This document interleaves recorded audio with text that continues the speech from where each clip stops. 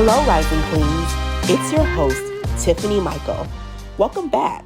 For those who are listening to this podcast for the first time, it's great to have you here. Let's jump right into the episode for the week. Life and death is in the power of the tongue. Not only does that come from the Bible in the book of Proverbs 18, verse 21, but it is also a life lesson that I stand by. We are always told to watch our words. It is imperative to be mindful of the words that you speak over yourselves, especially towards others. I believe that the words we choose to speak lie in the intentions of the heart and the thoughts we think in our minds. At times, we can be unaware of how the words we use affect us and how it affects others. There is a way on how we can communicate using words that are effective, useful, supportive, and constructive without any negative connotations. In my career working with students, I have noticed that teenagers are more vocal about their thoughts and opinions today. Many young ladies that I have advised and counseled have never hesitated to speak their minds. Yet, it was always how they said it that got them in trouble and sent to in-school suspension, out-of-school suspension. Or their words would cause controversy with their peers. Rising Queens, you have the voice. Nevertheless, it is the words that come from that voice you use that makes all the difference. First, think about the intention of what you want to say. It all starts with a thought. And with that thought in your mind, you also want to let that thought be known. However, what is your intent behind wanting to voice that thought that you have in your head? Is it necessary? Will it benefit you and the other person you want to say it to? There was a student I was once tutoring. During one of our sessions, she shared with me why she received out-of-school suspension. While being in ISS, she threatened to do something very violent to the middle school principal. In this scenario, we see that this student's intention was wrong from the start. Also, without thinking, she blatantly told the principal what she would violently do to her. This resulted in greater consequences. When we properly assess the intention of what we want to say, here is a clear picture of what that looks like. One of my best friends and I were having a serious conversation. She mentioned that before contacting me, she was very upset and at first was going to approach me in anger.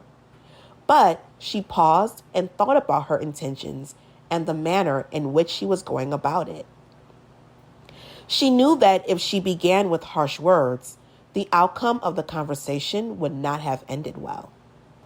Therefore, she reevaluated her intention of the discussion. She carefully thought about her words and she controlled her emotions.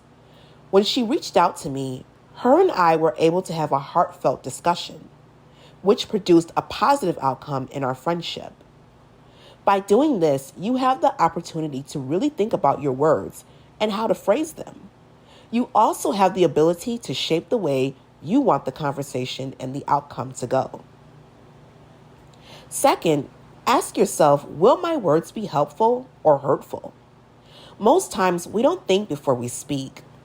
If it's in a normal conversation, an argument, or just blurting out a question or an answer, we don't realize how our words may affect us or someone else. This is why I previously mentioned intention. While your intention may or may not have meant any harm, the person who received those words from you became offended and hurt. Even in an argument, both parties can hurt each other with their words. I recall one day some years back of having an argument with a friend. The words that we exchanged to each other were not positive at all. Instead, we both exchanged words of hurt because we were both hurt from what we had done to each other. But the argument ended with no resolution. To this day, that person and I do not talk at all. What's inside of us that we want to express is different from how we express what is in our hearts and in our minds. Think about the outcome that you want to see from this conversation between you and the other person involved.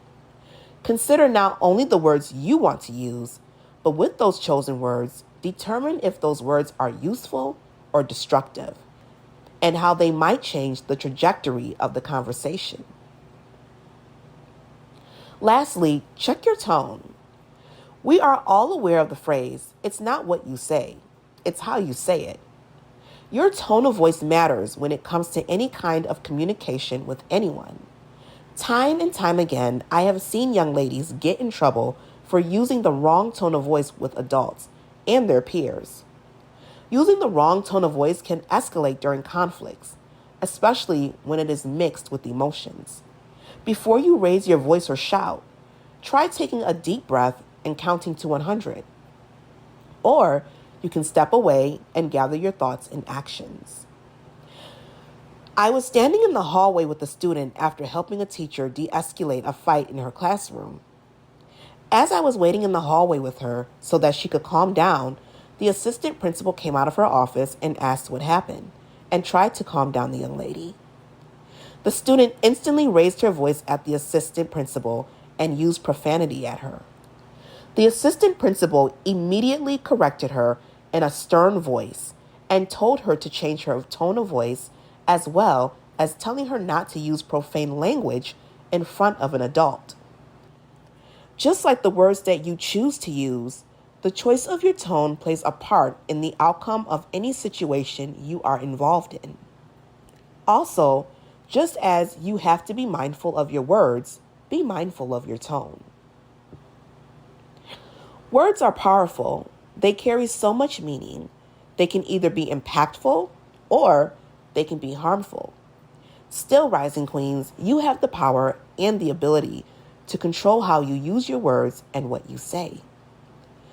Be intentional with your words. Think them through before you speak, and be mindful of your tone. Although your words start in your mind and in your heart, it's the tongue that matters the most when your words are released into the atmosphere. Remember, Rising Queens, it's all in the tongue. Thank you for tuning in on this episode of Precious Gems for the Rising Queen. If you enjoyed this gem, please like, comment, and share this episode and this podcast. Follow me on Instagram at Precious_Gems Podcast, Facebook at Precious Gems for the Rising Queen Podcast, TikTok and Snapchat at Precious Gems, which is PR3 C1 0 USG 3 again MS.